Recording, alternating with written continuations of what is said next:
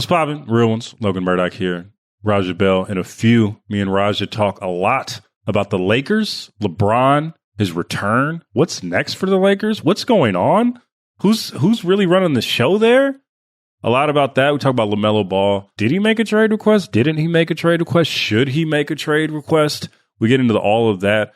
What team would want LaMelo Ball? What team could he thrive on that's not the Charlotte Hornets? What's up with his career, man? It's really weird. He's 24 years old, has averaged 30 points, has been an all-star, but it seems like no one wants him, right? Like that's the conundrum that we're facing, or at least no team that is wanting to win a championship wants his services. So how do we navigate this? We talk a lot about that. You know, Cliff is on the line, so we always have to talk about the Sixers. So we get into a little bit about Maxey as well, and his trajectory and his 54 points against the Bucks. Sheesh. And also how Paul George giving him flowers about how he's consolidated around Maxey and how this team is now Tyrese Maxey's team. Really fun developments. Also, as a courtesy, please, realonesmailbag@gmail.com. realonesmailbag@gmail.com. realonesmailbag@gmail.com. We are going to be taking your questions for the Thanksgiving episode on Tuesday. Make them open-ended, okay? Let's talk about your favorite teams. We don't have to get overly analytical. Let's just ask us questions about us. Let's just make it fun, okay? You're listening to the Ringer NBA show presented by FanDuel. FanDuel now displays your bet directly on your phone's lock screen. And with the latest updates to the live events and player pages, it's never been easier to be part of the game. And Missouri, get excited because FanDuel's coming your way December 1st. Download the FanDuel Sportsbook app now and play your game. 21 plus and present in select states, or 18 plus and present in D.C., Kentucky, or Wyoming. Gambling problem? Call 1-800-GAMBLER or visit rg-help.com. Call 1-888-789-7777 or visit ccpg.org/chat in Connecticut. Cliff, play the theme music.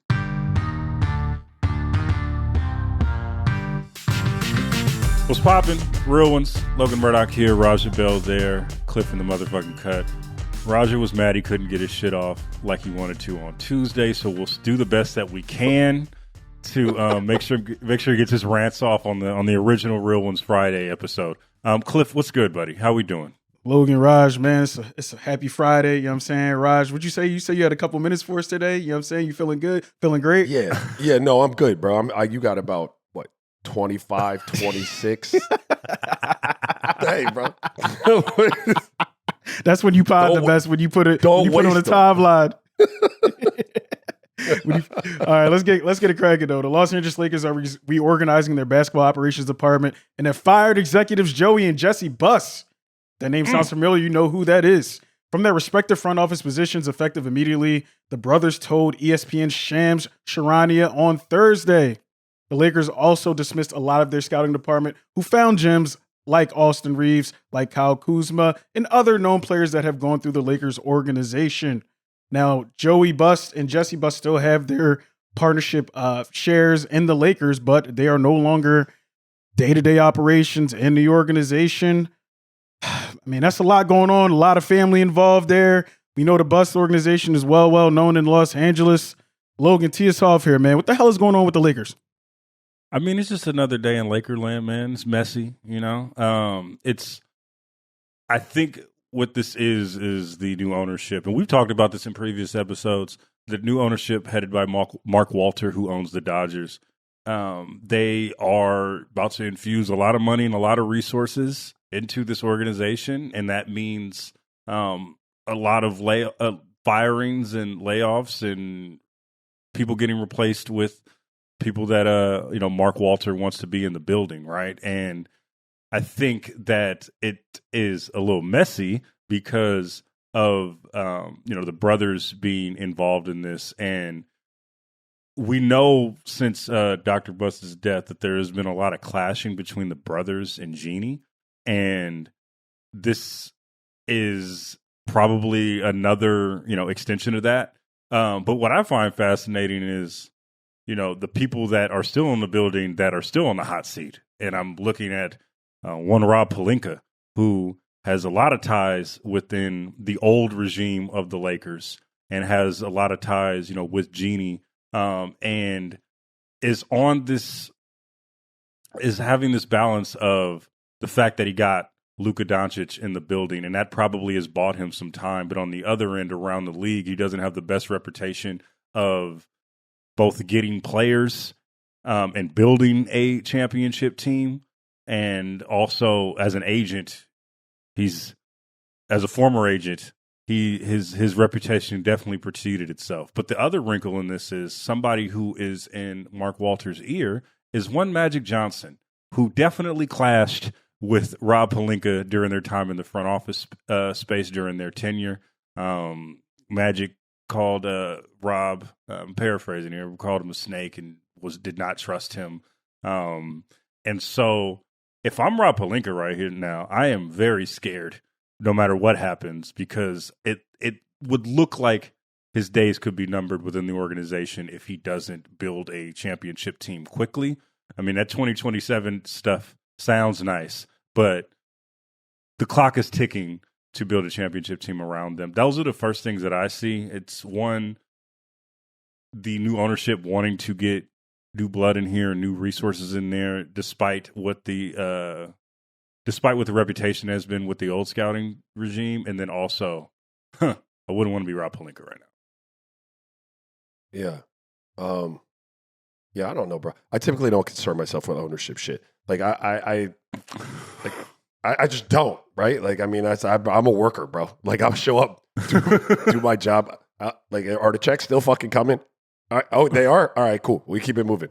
I would just say this, because I don't know, you know more about the inner workings of their ownership group, the family dynamics, all of that. I do think, and you know to what degree the brothers were involved in the actual scouting and talent evaluation and stuff like that. You guys would have a much better feel for that than me. So would just say that they did, and you acknowledged that, Cliff, when you were kind of setting it up. Like, they have drafted some real talent, and they found some real kind of some hidden gems, if you will. So, like, flowers must be given. But when you're coming in and you've had success as an ownership group in different sports, and you've got the type of group that they have with the expertise of Magic and those people, you just want to make sure that there's a clear voice and there's a clear message, and that there aren't too many cooks in the kitchen, so to speak, when it's time to start, like, really moving towards this common goal of winning a championship relatively quickly. So, even if streamlining and making sure that everyone is marching or rowing in the same direction becomes really, really important, generally speaking. But when you've had the type of success that ownership group has had, they certainly know that, and they are going about executing that, right? Anything that could, distraction is the wrong word, but anything that could be sowing a seed of doubt or, attached to a regime past that might be sending a different message or was acting on a different accord, like, all of those things have to be eradicated and removed from the building for us to come in here and execute this plan. And they clearly, as a group, have a plan, right? Like, I talk about that roadmap to success. If you're trying to sell to me as a coach or as a general manager, it's no different from an ownership group. Like, how do you see us getting from where we are now, current roster, Luka, managing the LeBron timeline, to this championship contender? They've had success doing it. They come in with an understanding of it and a game plan for it. Anything that's going to be slightly in the way of that has to go. I agree with you 100%. I think that, it's the Lakers, when you think about them historically speaking, you think about the championships, you think about the rings, you think about all these things. But what you don't think about is the fact that they, for most of their existence, have been essentially a mom and pop shop, right? Like, it's been a family business. And when you bring in someone like Mark Walter with all the bread that he has and all the, the corporate ties that he has, it's going to be different. It's just going to be. And I'm very curious to see how he, puts his resources into it. The Dodgers are a great example. And I think this is just the first domino to fall. Sorry. Interestingly, I said Magic, you have a resource like Magic. I don't know this for sure. This is just a thought that when sports aren't yours, or when you're as accomplished as Magic is in terms of winning championships and, business ventures and all of your experiences that make you valuable to an ownership group in different spaces, sometimes it's hard to be that same person when you're now advising on something that's actually your baby. Do you know, like you get, it's like a dad and a kid. Like I run across this all the time as I coach, and now I have kids coming up. Like, it's hard to remove the dad goggles at times and just make a pure evaluation on something because of your attachment to it, like your love for it. And that's going to be an interesting thing to watch, right? Because you talked about the dynamic between Pelinka and Magic. And I don't have the right answer on whether Pelinka's the guy or not, but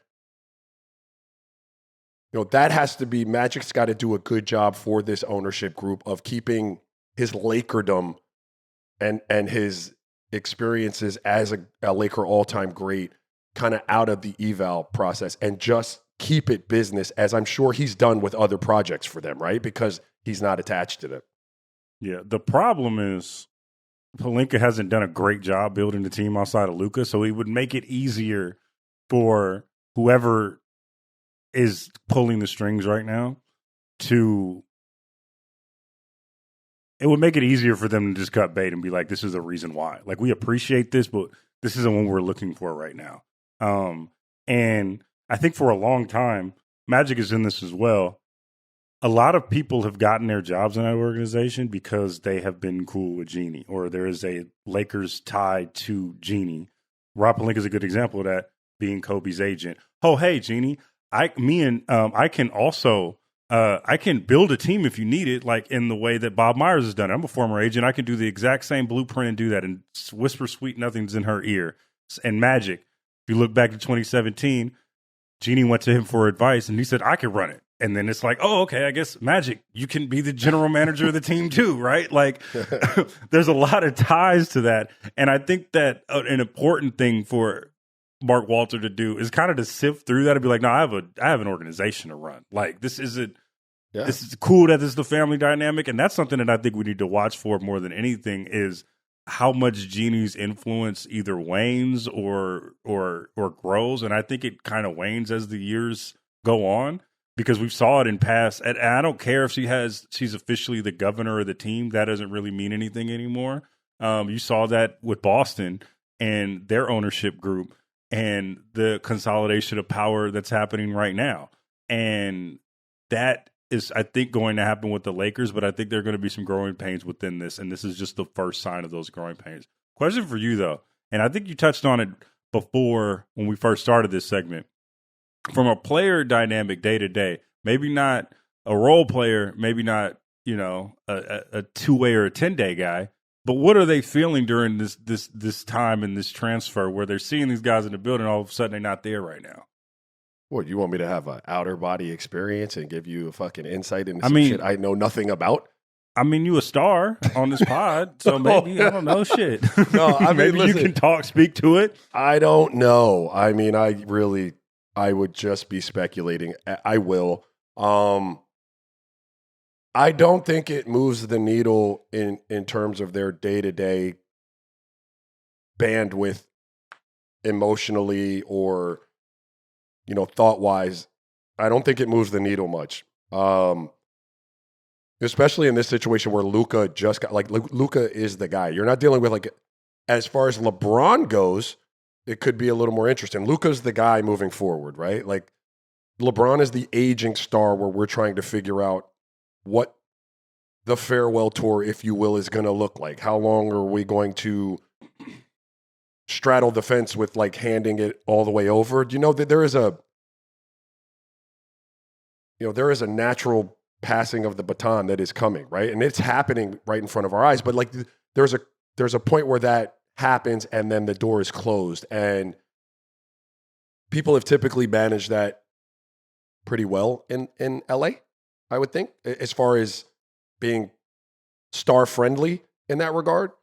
And that could be an interesting place for LeBron now, right? As you're sifting through new ownership and how the end of your career is going to play out.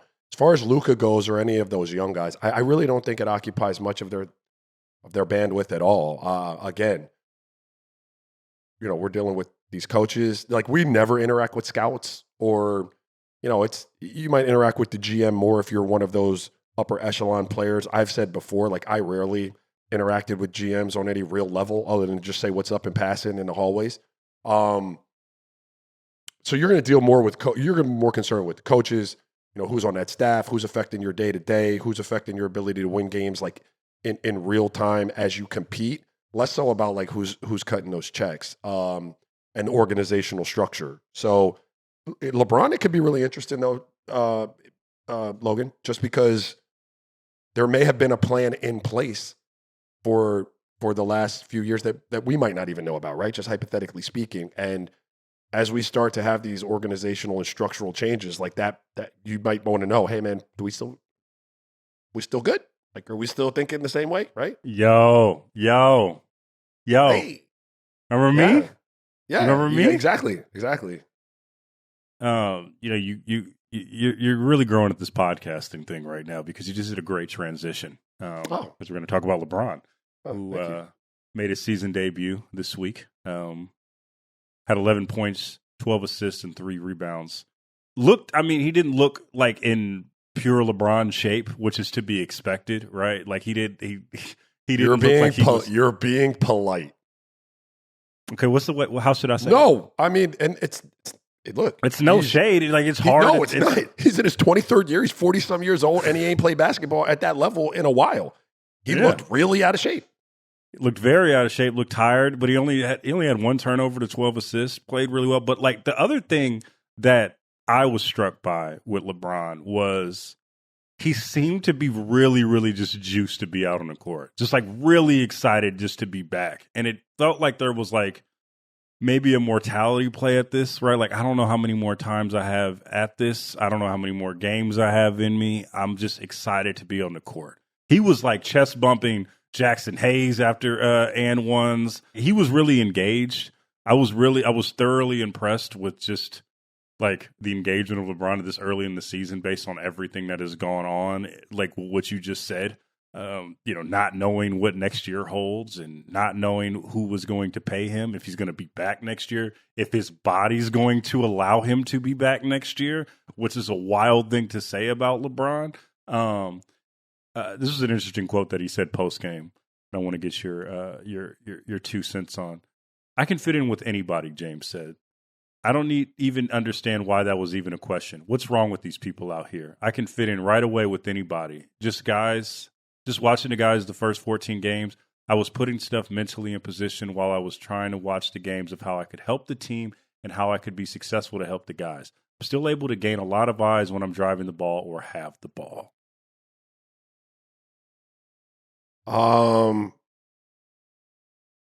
Yeah, look, LeBron is as cerebrally gifted on a basketball court as I think probably anybody in the history of the game. He was also blessed with these fantastic physical gifts. That's what made him so unfair, is that he could couple those two things and there was nothing you could do about it. Would he have sat there and figured out ways to be successful with that group? Absolutely. Did you see some of it in his first game out? For sure. It's not always as easy as can I fit with everyone. I think maybe this is unfair, but like when Shaq came to Phoenix, I think Shaq felt like that. And Shaq and I had conversations, and I know Shaq and other people on our team had conversations because we played a pretty unique style at the time. And it was really contrary to what, Shaq had historically done with teams he was on. So when he got to us, it was a lot of conversation and him saying, hey, here's how I can help you. I remember having these conversations vividly about like, hey, when I get it in the post, here's where I want you to be. Here's how we're going to. And all the intent was there. Shaq was being the best version of himself as it related to trying to fit in and play with us. We didn't come out like to the hottest start and we didn't play great that year. Like some of that was coaching. I don't think it was Shaq's fault at all, but I think I'm not mistaken, the next year Shaq was an all-star again because they kind of changed the way they played to get Shaq out of Shaq. So what I'm saying basically is, yeah, LeBron, like, yeah, I'm sure you think you could fit in with anything. And theoretically, yeah, dude, like you're that cerebral of a player. But at what level does that relegate you to as LeBron James? Like we relegated Shaq to not being Shaq. Yeah. And clearly he still had the juice because the next year he was an all-star again when they went back to playing Shaq-centric basketball. Yeah. So I've never argued that I don't think in a vacuum they could work together. My question is, what percent of LeBron is LeBron able to be in that capacity? And I don't have the answer to that, right? Because like what I've said before is if you are going to, and it didn't look like that. I watched the game on replay the other night, and JJ did do a good job of what do you have, 11 assists and distributing the ball, and he's coming down the lane and he's dishing it and stuff like that. Like a lot of that, interestingly to my eye, looked like a lot of his playmaking was when Luka, like they kind of staggered playmaking duties a little bit, even if they didn't stagger. Like when Luka was out, LeBron, you take it, you facilitate a little bit, right? But if on a large scale, when Luka's in the game and even in crunch time, we're asking you to be more of a role player than you've ever been in your career. What level of role player are you? Because not every star can be a great role player. I'm not saying LeBron can't. It's just what it is, right? Like you've only been a star. So, and what skill set is necessary to accent like the current star? I think LeBron's going to be great. I think they figure it out. I would just argue though that like, as I was watching the game, I think, what was the last part of that quote you just said to me? I just talked a lot and I forgot what the last part of that quote. I'm still able to gain a lot of eyes when I'm driving the ball or have the ball. Perfect. Because that's where I was going. Right. I'd make him score the ball. At this point in his career, I'd make him score the ball. Like I was watching that, like too much collapsing. Like I'd make him score it. I especially in the shape he's in now. Like you're not shoulders by a guy threat to like rip the rim off like you were 7, 8, 9 years ago. Yeah. So like as he gets in there and he's bodying, I would make him score the ball more than I would collapse on him. It's a tougher thing to do as an older player to carry the scoring load. That's why it naturally transitions to a younger, more, vibrant athlete. So like I would make him score the ball. If no one asked me, but game plan wise, that's what I do. I mean, that's what the Minnesota Timberwolves did in the playoffs.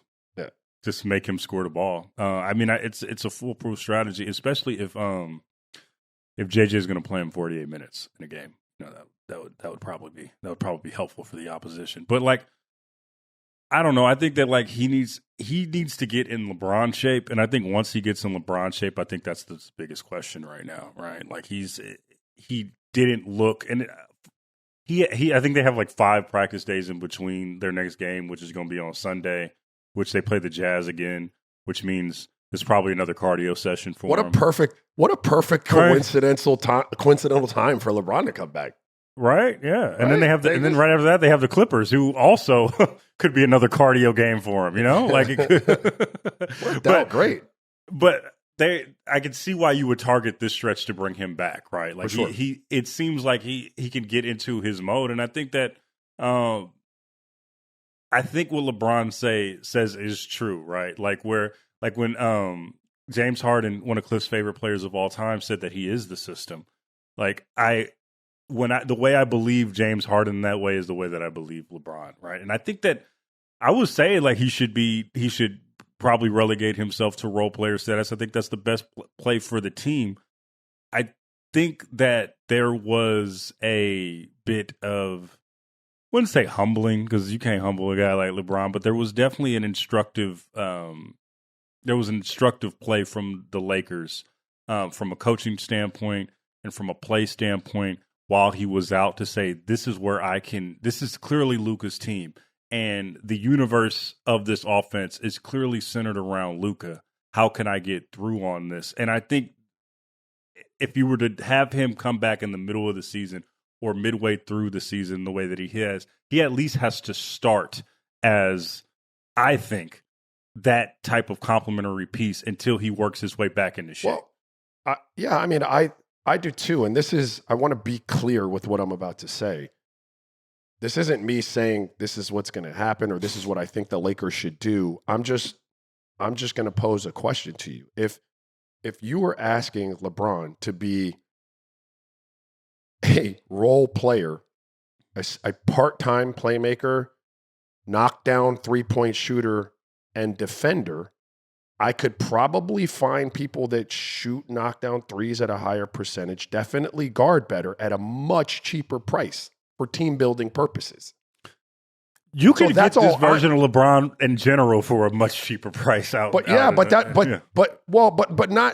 because like I still believe that if you let LeBron be LeBron, he will do shit with the ball. If he is the centerpiece of what you're doing, he's still good enough. Like it's not going to win a bunch of like it's not a championship level, but he can do things that other people can't do in terms of the orbit that he creates when he's got the ball in his hands and all of the things that represents.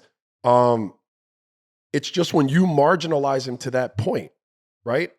Then that's what I'm worried about. Like that's a way depressed, marginalized version of LeBron James if that's what you're going to ask him to be throughout the course of 82. Now, if you're saying, hey, bro, we're going to work you back into semi-LeBron as you get into shape, we get you more touches, we allow you to conduct a little bit more, we allow you to operate, then okay, because you're going to get a version of that brilliance that is LeBron when he's doing what he's done for his whole career. But again, if you're turning him into a 3-and-D dude, then the question that I just asked you would be the question I ask.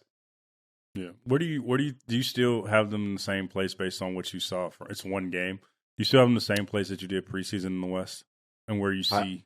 I don't remember where did I have them preseason. I think we had them I think we got them like they were not on the OKC tier. I would still have them. They were like right below, maybe in the Houston Rockets. Yeah, I haven't seen anything that would suggest yet that they were going to take the step into that elite tier of the Western Conference. But I'm hopeful. I'm not saying I'm not saying that any of that is going to derail what they have going on. I think it looks really, really good. I'm just fascinated with how he's going to come back and how they're going to incorporate him when he's in shape and when he feels like he can do LeBron-esque things. It's a fascinating, next month, if you will, for me to watch. Yeah, for sure. Say a quick break, and we will talk LaMelo Ball at the other side of the break. Wow, that's crazy. Oh, my God. Wow. The Ringer NBA show is brought to you by FanDuel. FanDuel is putting you in control right from tip-off. That's right. You get to choose your reward. Play it safe. Go for it. Feeling bold? That's your move. Whatever your style, you're in control. No matter how you play, FanDuel is giving you the power to choose your reward and own your game this NBA season. Head to FanDuel.com/RingerNBA to make your pick, get in the game, and play it your way. Must be 21 years and older and present in select states, or 18 and older and present in D.C., Kentucky, Wyoming. Opt-in required. Rewards are non-withdrawable. Restrictions apply, including bonus and token expiration, leg requirements, and max wager amounts. See terms at sportsbook.fanduel.com. Got a gambling problem? Call 1-800-GAMBLER or visit rg-help.com. Call 1-888-789-7777 or visit ccpg.org/chat in Connecticut. This episode is brought to you by Amazon Prime. The holidays move fast, and Amazon Prime keeps you in control with fast and free delivery. We've all been there. Family plans are fluid. Somebody's not coming. Suddenly they are coming, and you're excited about it. You want to get them a gift, so you hop on Amazon Prime, sort by same-day delivery or next-day delivery, however fast you need it. Line that up with their interests, and it's easy to do because Amazon has everything. Prime's fast shipping is always there for you during the holidays, especially when it's last minute, and it just can't wait. Need that last-minute gift or holiday essential? It's on Prime. Head to Amazon.com/Prime to shop now. And we are back. Cliff, what's next on the agenda? We have everybody's favorite superstar in the NBA, and that is one LaMelo Ball. Raja, as you know, the trade rumors are swirling about LaMelo and Charlotte. We don't know what's going on with his situation, but yesterday on Thursday night, Kelly Iko of Yahoo Sports tweeted out that there's growing frustrations between LaMelo Ball and the Charlotte Hornets organization, and LaMelo Ball quoted with a clown emoji. Now, let me give you some numbers on LaMelo Ball's season. Currently, he's on pace for shooting his worst career field goal percentage, his worst three-point percentage, and he's pretty low in points right now at 21.6. That would be his third lowest of his career since his first 2 years in the NBA. However, his rebound numbers are up and his assist numbers are up. Seems like LaMelo's game is all over the place. Seems like Charlotte is kind of tailoring their game towards more of a team fit with Kalkenbrenner, with Con Knipple, Miles Bridges, other guys. Charlotte's looking up a little bit. Raj, how we feeling about LaMelo Ball trade rumors? Is there any destinations you would like to see him? Yeah. Before we get to Rogers thing, I just have to do a clerical thing. Jake Fisher of Bleacher Report said on stream that he strongly is refuting the Yahoo Sports reporting, which is definitely just a sign of the current media market that we're in right now. So I will just add on to the question: should LaMelo be wanting a trade out of Charlotte at this particular? Look, if you were to want a trade out of Charlotte now because the landscape looks like they're more developing and emerging players that could theoretically help you and give you guys a better % chance to win games, then I will have to take back just about everything I said about him as a player, because it would suggest that you don't really care whether you guys are winning games. You really just want to be a high volume, highly clipped viral basketball player. Meaning, right, like you're going to do these wild one-leg shots and step by, like, and winning isn't then the priority. So when you ask me, should he want a trade, the answer is no. I don't think so, because like I think he's got the most help and emerging talent that he's had around him since he's been there. If you're saying I'm frustrated, I can't wait any longer, I want to win now, and that's the impetus for it, okay, maybe hey, my timeline isn't these guys' timeline. Like, I don't know if this is going to happen. You know, my body might not feel as great as everyone thinks it should type of conversation. Okay, I'll listen to that argument, and I might even support that one. But I don't think so. You know, I'll play devil's advocate with what I just said, but I don't think so. I don't think that's the case. And so the answer for me is no. Why would you want out of Charlotte now? If you didn't want out of Charlotte before, when it was super bleak, why would you want out now when you can see some of these pieces? I think that I'm with you, Raja. I don't believe that. I think this is the best chance to get whatever he wants. This team offers the best chance to get whatever he wants. And what I mean by that, you're going to get the most shots, you're going to get the most glory, you're going to be the front of the marquee at every stop, right? And like, I don't have the impression league-wide that any team that wants to win a championship or is striving to that will have any interest in taking on LaMelo Ball, who can't stay on the court. And when he's on the court, he's shooting 30% from the field. And then, like, he has everything that you've heard about LaMelo is that, and I know you've played with players like this, like love the life more than the game. Love that everything that the NBA brings them more than playing in the NBA itself. You know, and playing in games and winning. I don't know anyone like that. Yeah, no, yeah, I clearly know folks like that and have played. Okay, thank you. Okay, I was not going to let you out here just hang me out to dry. But no, but that's is the impression that he is always given, right? And like even worse than that, he's gonna earn $37 million this season. Has over $130 million remaining over the next 3 years of his contract. Who is going to take that on? That's a contender, right? Well, that's it. Yeah, I agree with you. Great answer to a different question, though, right? Because like, if you're asking, would anyone want that could win? Yeah, I think you just laid out the answer to that one. Is Houston going to take that on? Like, right. Why would they do that? Right? Like, right. who would Minnesota take LaMelo Ball on to play along? Also, like, that wouldn't work because his game is way too similar to Anthony Edwards. Right? They both want the ball all the time, and I would take Anthony Edwards 10 times out of 10 over LaMelo. Like, I think Cliff, and I'm about to put all his business out on the streets. He suggested maybe Boston Simons for LaMelo, which I damn near almost threw the fucking phone because there's no way that Boston is doing something like that at all. Not even as a not even as a not flyer, even talking about bro. like just as an organizational fit. Like no, not even on the court, just as like an ambassador to Boston. I don't see that one. That's not happening. Like is Miami taking on LaMelo Ball? Do I even really want LaMelo Ball in Miami? Like, yeah, that's a no. That's on both ends of the phone call. No, thank you. No, thank you. No. Houston's also like that. I don't think I want LaMelo in Houston. Right? Like, he needs a shift in focus. Very clearly, and I don't know if he was ever going to get that in Charlotte, but I think at this point it's just too far gone. Cliff just put in, what about the Clippers? I mean, no. Like that could be a thing, sure. But the Clippers are at this point where they are trying to do everything that they can do to get Giannis Antetokounmpo because they have no picks. They have no way of like improving their roster other than making trades like maybe getting LaMelo Ball. But what you want to do if you're trying to get a guy like Giannis is you're trying to build a team that will make Giannis excited to come to your team. And I don't think LaMelo Ball fits that bill. No, I'm not operating in the world where the Clippers are targeting LaMelo because they think they're one move away from a championship.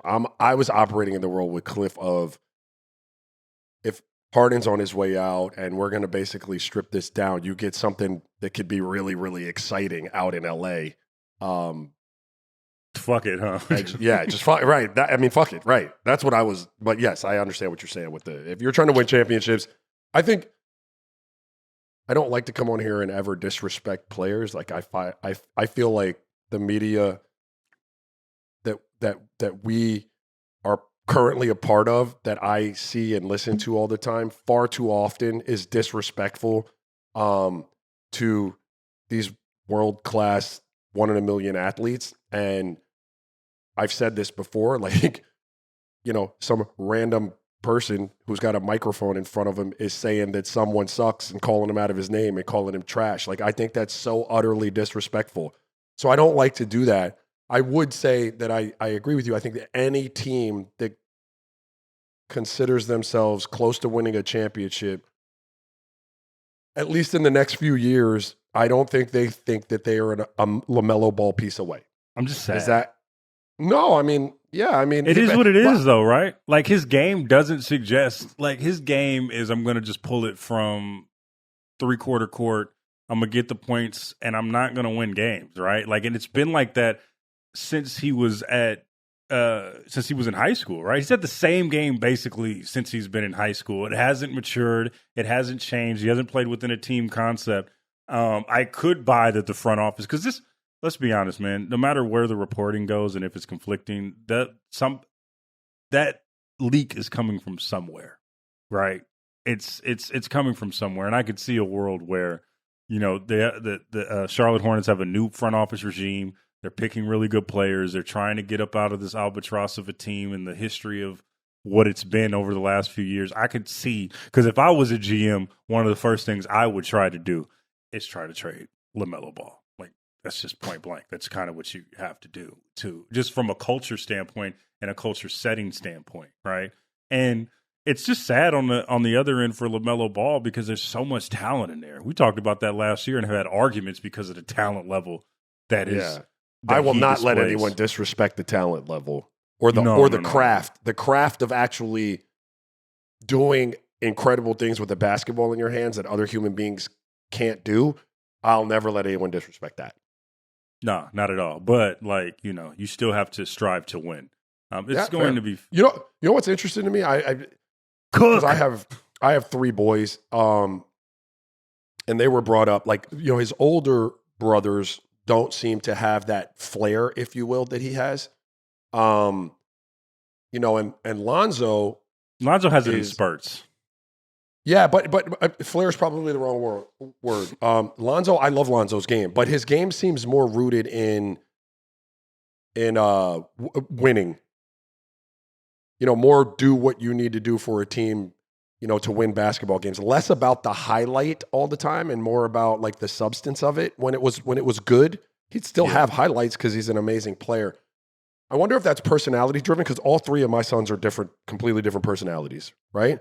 Like, or if it was the brand of like big baller brand and all the media exposure that it brought to them in his window of adolescence and coming into his own. Like he only knew cameras. Yeah. He only knew performing for cameras. Yep.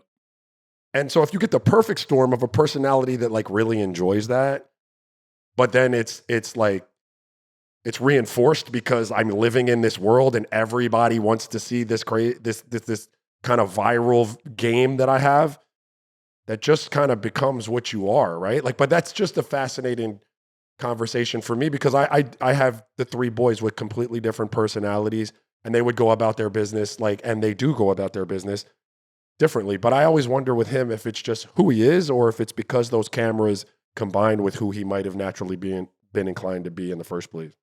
I mean, I think for his generation, it's definitely both because I think the generation that he is in definitely chases virality and chases the moment, like you even see with his brother, the tweaker stuff, right? Like what was he chasing? He was chasing like a viral moment and he got it, right? Yeah. Same with LaMelo with the highlights, right? Like he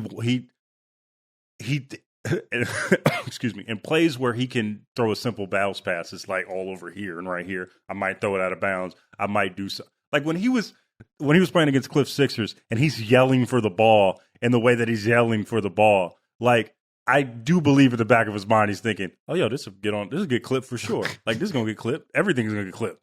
Everything I do is gonna get clipped. I'm gonna use this to get clipped." Like I do think that is in the back. I can't even fathom. I had a weird interaction the other day. It wasn't weird, but I had a local guy who covers a lot of our high school sports, and so he covered Ty a lot this summer as he was on the circuit, my middle boy, and he said something to me, and it just kind of hit me. I was like, wow, that's a weird world to live in, where he was talking about covering high school sports, and he said that Ty has something marketable about him in a way because when he makes a play or dunks on someone or something like that, he plays to the camera. Like he will turn and say something to the camera. Like Ty said it himself. Like he's not going to dunk on you and then just run down the other court. Like he's going to say something. And a lot of times there's a camera there. But like that's so foreign to me.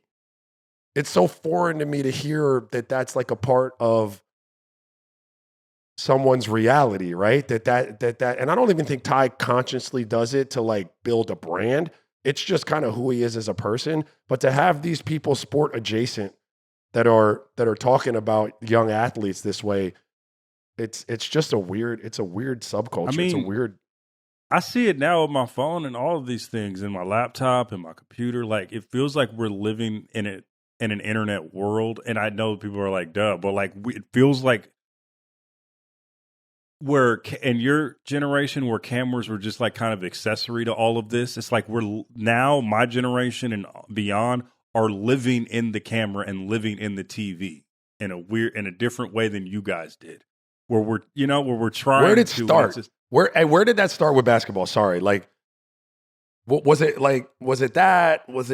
Like so many people have had a little like some sort of. All right, when I grew up, no one did shit when they made a three. You got your ass back on defense. This is old curmudgeon Raj, get off my lawn. But then you started seeing, people slowly come up like, they had a three, they're going to the dome, or like, Q Rich and well, Jordan had the fist pump though. He had that. Yeah, I think that was more celebratory. That wasn't bigger moments. That wasn't like a, hey, I do this when I score a bucket. You know what I mean? Like if MJ won a game. I think I would say like it probably was more instinct than like intentionality. I think it's more intentionality now. Yeah, because I was at a game last night. Every kid, they make a bucket. Like when Jason Tatum says Kobe Bryant's quotes verbatim after winning a championship because he believes that's what you should do to win a championship. When you win a championship is to say something like whatever Kobe said, right? Or I don't know, but we play to the cameras a lot more now than you guys did. I will definitely say that. Okay. What happened with Maxey, Cliff? Let's talk about Maxey. Let's get it in. Let's do it. Let's get it in. We got to get our Philly segment of the day in, right? Right, Luke? Right, Raj? You know the vibe. All right, let's Tyrese Maxey last night in overtime victory dropped 54. Career high on the Milwaukee Bucks. Now the Sixers currently stand at 9-6. There's been a lot of injury shuffles this season, but Maxey's on pace for a ton of high numbers. I mean, he's second in the league in scoring right now, averaging 33 points per game. That's 7 points higher than his average last year. As it stands, he's playing a ton of minutes. He's playing about 40 minutes per game. But yes, he's the most consistent thing in Philadelphia right now as it comes to the Sixers. Because we know the Eagles' offense also is just, we don't want to talk about that either. but Tyrese Maxey, Raj, man, I mean, he's fifth in MVP. He's fifth in odds in MVP. He's balling out. He's going crazy. He's probably going to be all NBA, either first or second team, as you know, if he continues on this pace. Raj, what do you make of Tyrese Maxey and his efforts going on this season?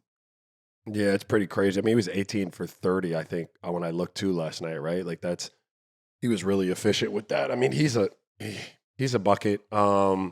He's continued to develop, and kudos to the Sixers for providing the room. Some of it was organic with some of the injuries that they had, but it provided the space and kind of the platform for him to do his thing. But bigger picture, it's what I said earlier in the season. That cat's out of the bag. Like that's who you are, right? And so all efforts now should be to put a cast around that will support it and help lift the overall efforts to the level that could compete for championships. So it's not as much a take about what he's done or how he's done it. Like when they put the ball in his hands, how many years ago was that? Before anyone knew that he was a bucket, I mean, he went right to getting buckets, and it was pretty immediate. People were like, "Oh shit! Like, look at that!" So he was always destined, given the opportunity, to continue to up the pace, if you will, in the scoring margin. But I think he's become a better lifter of teammates as well, if that makes sense, right? Because purely scoring can be, and we just talked about LaMelo, a singular effort at times. You become a better player, leader, teammate, and you start to lift the players around you. That's when we can start talking about the conversation of, hey man, how close are we? How many steps are we away from being really, really viable? So I think he's taken those steps in leadership and making people around him better as well. Now the Sixers got to figure out what the recipe is around that.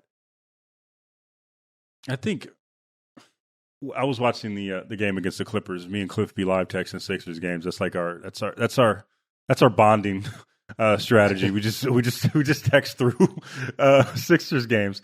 But no, I one thing that I continue to see is just everybody consolidating around Maxey, right? This is, like you said, very clearly his team. Shout out Ringers Philly Special. You know the vibes. That's like our cousin podcast for sure.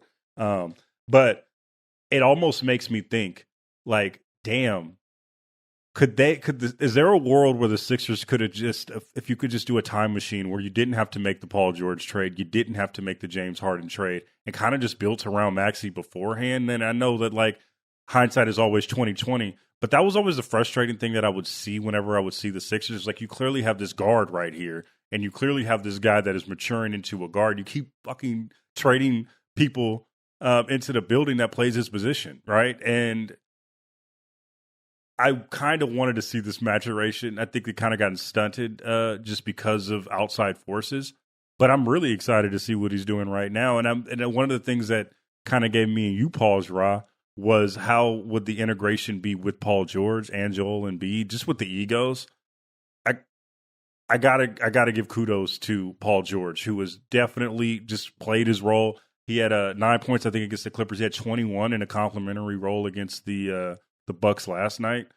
I don't know what the Sixers are going to be, but they're building something right now. I love VJ Edgecombe. Every game, VJ Edgecombe, he may not get the 30 points that he got opening night, but he always does something. A big offensive rebound here, a big dunk to swing momentum there. He flashes. He's going to flashes. I don't know what he's going to be, but I think that they just have dudes on this team. And I think Maxey, one last thing. Maxey is going to he's fifth in MVP odds behind Shea, Jokic, Luka, and Giannis. Wait, but why can't he win MVP though? That's my I'm question. saying if he doesn't win MVP. Why can't he win MVP? Because I don't think because it's a narrative based award, and I think that's just a Cliff Homerism in there. Because he's not, bro. This is going to be a 2-man race between Jokic, Shea. I think Wemby's out of it. I think Luka has a chance, but I don't think Luka's winning it because he's in the Western Conference with Shea and Jokic, and if they he would have to average 40 the entire season. Okay. If not MVP, then can we get a first team, second team All NBA? Yeah, absolutely. First team is going to be tough because of I'm not sure if they do the position thing where he could get an All NBA team, right? I believe first team would probably be Luka and Shea if they remain healthy throughout the season. But I mean, second team, him and Cade, that could be something right there, right? Or Ant or whoever. Yeah, for sure. I think he could be in the mix in that. But can I give some flowers? Season. I want to give some flowers just because you touched on Paul George looking really complimentary and really comfortable in that. How long has it been since Joel played? It hasn't played since November 8th. All right. Well, I watched one of those games. I can't remember which one it was. And maybe it was because of health. But I do want to give him some flowers too, because as I watched, I got the feel that he was not hell-bent on being the focal point. Do you know what I mean? So I want to give him some credit, small sample size, sure. Maybe it was because he just physically couldn't do some of the things that we're used to seeing him do. But I thought it might be appropriate to share some with him too, Logan, because I got the feel watching that game that he was all right in the space that ideally he should be in for this team to be the best version of itself. Yeah, and I think about the margins, man. Thank God, James Harden pitched a fit and dipped, because it's opened up so much for Maxey. I'm talking about from a Maxey standpoint. He has the ball so much more in the way that I think he's supposed to, and able to lead this offense. It's just a series of fortunate events for him over the last couple of years, and I think that for the Sixers to be successful going forward, and I think a successful season for them right now is probably just playing if he can get a 5th or 6th seed in the Eastern Conference. I think that'll be a successful. They're not getting a championship, Cliff. I'm sorry. It's not happening this season. I apologize. But if they can just continue to build on what they're building right now, siphon out PG or have him continue to have a limited role with Embiid, and continue to build around your core of Maxey and Edgecombe and just bring dudes around them, I think they'll be a formidable force, especially as the Eastern Conference evolves from this just albatross it's been. It's just terrible to watch Eastern Conference games. I'm sorry. Either they have a whole bunch of people that we ain't ever heard of, or they have a star that's out, or the star that is just not playing up to potential. It's terrible to watch the Eastern Conference, unless they're the Detroit Pistons. It's tough. It's a tough watch. I was at the gym. I was at the gym yesterday. I'd be remiss if I didn't say this. And the guy in the gym, obviously a homer. We're in the Miami market, but really likes their Miami Heat team this year. Thinks the Heat should move off with Tyler Hero because of some of the stuff they got going on, and see if they can get a few more pieces. This was this gentleman's take on that, but the market down here is really loving what they're seeing out of these Miami Heat, apparently. Okay. All right. Shout out. Yeah. All right. Throw that in. You're talking about Eastern Conference. All right. Let's get to a little segment we do on Friday that I don't think Raj is prepared for, but he's going to go first anyway. Real one of the week. Who's your real one? So many candidates. Don't know where to start. Loaded field this week. I'm going to go with a college basketball player. Even within that smaller field, there was a lot of talent to talk about. But I'm going to go with a true freshman. And again, still a lot of people that could get it, because there are a lot of true freshmen playing really, really good at NCAA basketball right now. But I'm going to go with AJ DeBansta. He again, Coop. It's been widely reported that he might have reclassed up so he didn't have to be in a class with that. Because AJ DeBansta is crazy, man. Some of the stuff he does with the ball in terms of getting to spots, it's a pro game in college. It's going to be fun to watch him continue to develop, continue to produce, and then watch him in the league. But so far, so good at BYU. It's been fun to check him out. So AJ DeBance, the real one of the week. Yes, sir. Mine is going to be a little more somber. I wanted to do it last week, but it was a lot of news was kind of coming in and out, and it was just really sad from where I'm from. But I want to give it to Coach John Beam from Laney College. Just a tragic event that happened last week. The city is really hurting right now, and by the city I mean the city of Oakland. Like, there's just been a lot of stuff going on out here. And that was a really sad day and a really sad week. I mean, anybody, especially for the football community in the Bay Area, I actually tried out for John Beam's Laney College Eagles back in the day. Went there for like 2 days. It was weight training, and I realized, like, I don't want to lift weights anymore. I don't want to play football anymore. I was done. But he was always a nice guy to me in the interactions. But I think that it really put a black mark on Oakland at a time when we're really trying to kind of come out of that. And what I don't want is for this tragedy to make people, not want to come here, not want to invest in this place. It's a special place. It's a beautiful place. And it's a place that's taken a lot of bruises and a lot of beatings. And I'm just sad for everybody involved.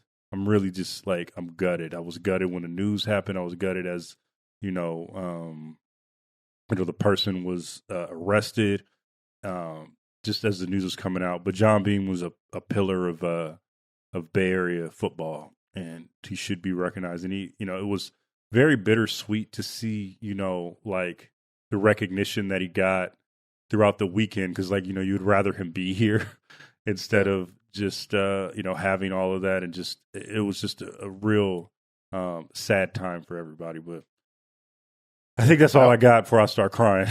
By all accounts, way bigger than football, yeah, as a human being, right? Meant a lot to a lot of people that needed a lot of help.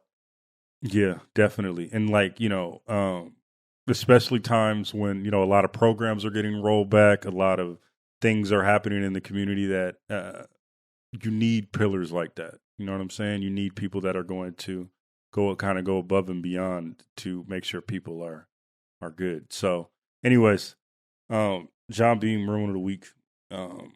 Yeah, man. That has been another edition of Ruins.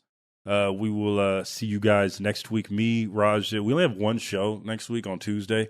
Me, Raja, and Howard. Make sure you go tap in with the make sure Raja always try to pump fake and act like he's not gonna come, bro. It'd be pissing me off. I'm sorry. It'd be pissing me off. Whatever. I couldn't have it. No. But make sure you tap in rumelsmailbag@gmail.com, rumelsmailbag@gmail.com, rumelsmailbag@gmail.com. We'll be doing a Thanksgiving mailbag. So honestly, make it open-ended. Anything you guys want. Let's just answer your questions, bro. We're just about to get ready to eat some turkey. Yeah, man. Right? We're going basketball. It don't have to be all basketball next week, right? Man. Just make it light. Jeez. Don't ask the overly intellectual questions now. The overly analytical questions. Because Raja ain't trying to hear all that shit, bro. Just ask him about, his keys. Listen, man, I don't know the defensive percentage rate against 2-pointers shot off the right wing for the Sacramento Kings in the third quarter. I don't know that. That was very specific, but okay, cool. But no, you know what I mean? I'm not gonna be able to answer those questions. Yeah. Anyways, we'll see you guys next week. Tap in, all the shits. Bye. Must be 21 years and older and present in select states for Kansas in affiliation with the Kansas Star Casino, or 18 and older and present in D.C., Kentucky, or Wyoming. Gambling problem? Call 1-800-GAMBLER or visit rghelp.com. Call 1-888-789-7777 or visit ccpg.org/chat in Connecticut, or visit mdgamblinghelp.com in Maryland. Hope is here. Visit gamblinghelplinema.org or call 1-800-327-5050 for 24/7 support in Massachusetts, or call 1-877-8-HOPE-NY or text HOPE-NY in New York.